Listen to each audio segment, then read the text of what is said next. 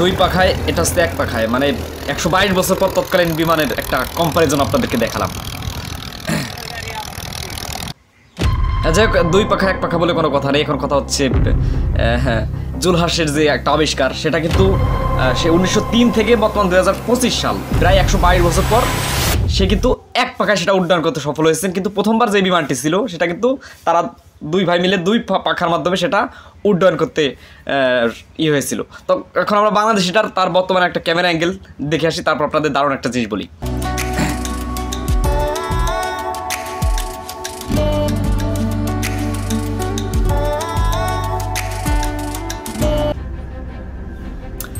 এই ক্যামেরাটা কিন্তু তার বিমানের সাইডে যে ক্যামেরা অংশ বিশেষ সেখানে কিন্তু স্থাপন করা হয়েছিল, যার ফলে কিন্তু সেই দৃশ্যপটটা ধারণ করতে সম্ভব হয়। এখন কথা হচ্ছে, বাংলাদেশ কি 122 বছর পিছনে পড়ে গেল? এটা আমাদের মূল ভিডিওর উপজীব্য, আপনারা দেখতে থাকুন। আশা করি আপনাদেরকে দারুণ একটা ব্যাখ্যা বা যুক্তি আপনাদের সামনে উপস্থাপন করব। তো বর্তমান যেইভাবে ডেভেলপ হয়ে এসেছে সেই অংশ বিশেষটা আমরা দেখে নেই, যে বিমানের যে কার্যক্রম, বিশেষ করে 2000 সালের বিমান কেমন ছিল বা 2025 সালে বর্তমান আধুনিক বিমান কতটা ফ্যাসিলিটি সম্পন্ন হয়েছে সেটা আমরা একটু দেখি।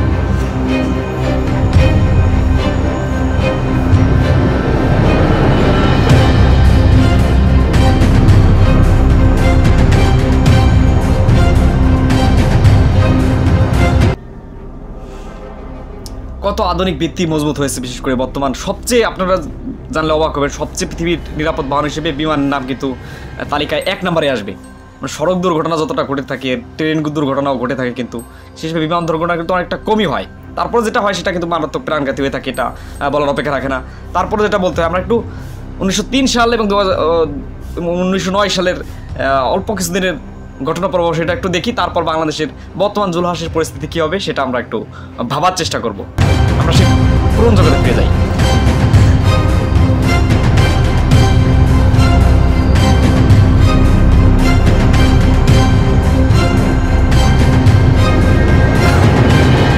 আসলে এই যে 6 বছরের মধ্যে তাদের অগ্রগতি কিন্তু সীমিত হয়েছিল, তার পরবর্তীতে সে প্রায় 100 বছরের মাথায় সে বিমান যাত্রার যে অগ্রগতি সেটাই কিন্তু লক্ষ্য করা যায়।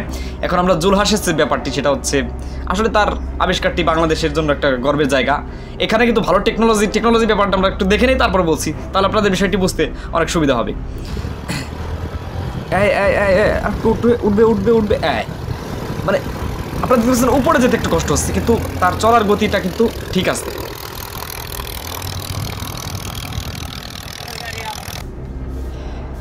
এখন আমরা মূল পয়েন্ট বা কাজের কথাটি বলে আমাদের আজকের কন্টেন্টটি শেষ করি। সেটা হচ্ছে, এখানে কিন্তু দেশীয় প্রযুক্তিগুলো ব্যবহার করা হয়েছে। আপনারা জানেন সে বেটা একজন ইলেকট্রিক মিস্ত্রি বা বৈদ্যুতিক কর্মকাণ্ড নিয়ে সে যুক্ত থাকতো। তারপর তার প্লেন আবিষ্কারের বিষয়টি মাথায় আসে, আরসি প্লেন বা আরসি লাইভ, যার সেটি নাম দিয়েছে। এটা হচ্ছে রিমোট কন্ট্রোল যেটা।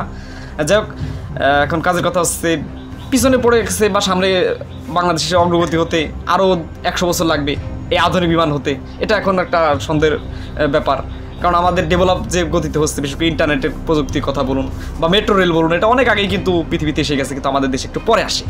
সেই হিসেবে এই যে বিমানের কথা বলি, এখানে যদি আধুনিক যন্ত্রপাতি বা আধুনিক পৃষ্ঠপোষকতা যদি সে পায়, পৃষ্ঠপোষকতার কথা আমরা একটু শুনে নেই, তারপরে আমরা আপনাদেরকে জিনিসটা দেখাচ্ছি যে সে কতটা আগ্রহী, বিশেষ করে তার এই সেফটি বা প্রশাসনকে সে এই নিয়ে কতটা বলেছে তার এই বিমান বা প্রশাসন আমাকে যেন বাধা না দেয়। আমি ইনশাল্লাহ আমি সেফটি মেনটেন করে কাজ করব, এবং যতদূর আমি করেছি আমার ব্যাকগ্রাউন্ড দেখলে বুঝতে পারবেন আমি এটাকে 100% সেফটি মেনটেন করে করেছি।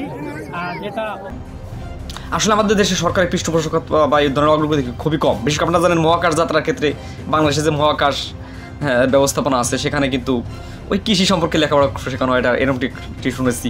কিন্তু এখন কিন্তু মঙ্গলে যার জন্য অলরেডি মানে পৃথিবীর নাসা যে সংস্থারা আছে, রাশিয়ার যে স্পেস এজেন্সিগুলো আছে, তারা চেষ্টা করছে। কিন্তু বাংলাদেশের কথা হয়েছে বললাম, সেই হিসেবে এই প্লেনের গতিবিধি বা বাংলাদেশে এটার মাধ্যমে সারা বিশ্বের কাছে লজ্জাজনক পরিস্থিতি পড়লো কিনা, এটা আমাদের তর্ক বিতর্কের মধ্যে যাবো না। তারপরও এটা ভালো চেষ্টা করেছে মানিকগঞ্জের জুলহাস সাহেব, এটা হচ্ছে অগ্রগতি। যাক, আপনাদের কম্পারিজনটা দেখালাম। এভাবে আমাদের এগিয়ে যাওয়ার চেষ্টা করতে হবে একটা ছোট নিম্ন মধ্যবিত্ত দেশ হিসেবে। তারপর বিভিন্ন রাজনৈতিক সমস্যা, বিভিন্ন এই ঝামেলার কারণে কিন্তু বাংলাদেশ অনেকটা পিছনে পড়ে গিয়েছে, আপনারা জানেন। যাকে হচ্ছে ব্যাপার স্যাপার। আর আপনারা এই প্লেনের অগ্রগতি নিয়ে আপনার মন্তব্য কি, সেটা অবশ্যই একটু মন্তব্য করে লিখে জানাবেন। লোকটি এগিয়ে যাক, তার 100% সেফটি সিকিউরিটি আরও বৃদ্ধি পাক, এবং তার পৃষ্ঠপোষকতায় বাংলাদেশের বিমান যাত্রা একটি উচ্চ পর্যায়ে চলে যাক, সেটা আমাদের আত্মবিশ্বাস থাকবে। তো সবাই ভালো থাকবেন, সুস্থ থাকবেন। আপনাদের সাথে দেখা হচ্ছে নতুন আরও একটি পর্বে।